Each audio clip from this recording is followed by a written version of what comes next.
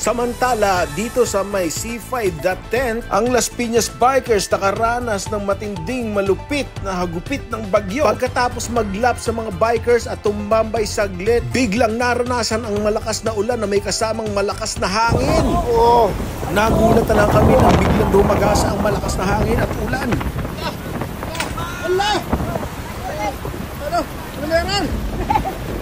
Sa sobrang lakas ng hangin at lakas ng bagyo, hindi na namin alam kung saan kami magtatago. Talagang kahit dito sa Daten ramdam ang lakas na super typhoon.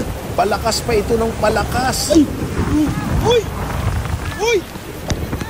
Sa lakas ng hangin, nagdesisyon na ako maghanap ng masisilungan o patataguan.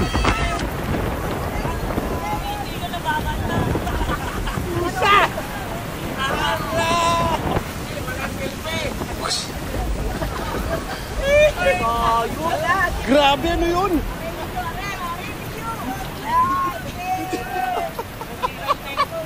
Nandito tayo sa Daten.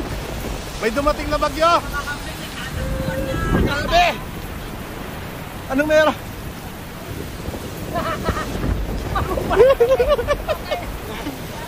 Anong meron?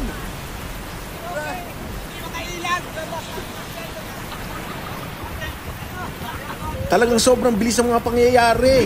Sa sobrang lakas, parang ipong-ipong dumaan. At nataranta ang lahat, hindi alam ang gagawin.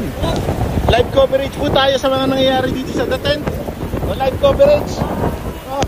Grabe. Andito na si Nando. Andito na. Hindi talaga biro ang lakas ng super typhoon. Lakas noon. Para kanina. Hala! Nandito tayo sa Daten. Grabe. Ibang klase itong bagyong to. Sila na tayo, boy. Ay, nabali na. Bali na, nabali nga yung payong, oh. Tsara din natin. Yung payong na. Nabali. Kumalikod ka, huwag kong Oo.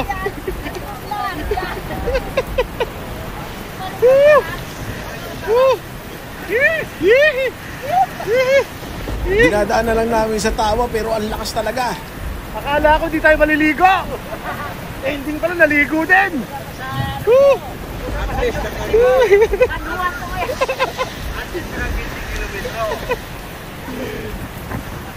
So, dito kami ni Kuya Roque.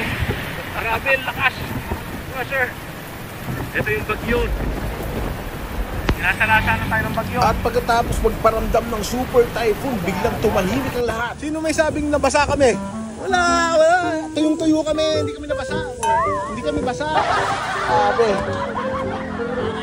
Aray ko. Sabi na ako, nandyan na yung ulan. Ayaw mo kasi pag-ubiagan. Sabi nga namin, kapag nag-ensayo, ensayo lahat. Ay, lahat. Ano? Mabasa lahat, wag lang yung listahan ko ng utang.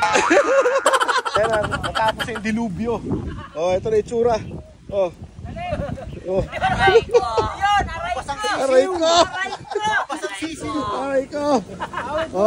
Alam mo Yan ang kwentong Daten. ito ang tunay na tambay. Aray ko.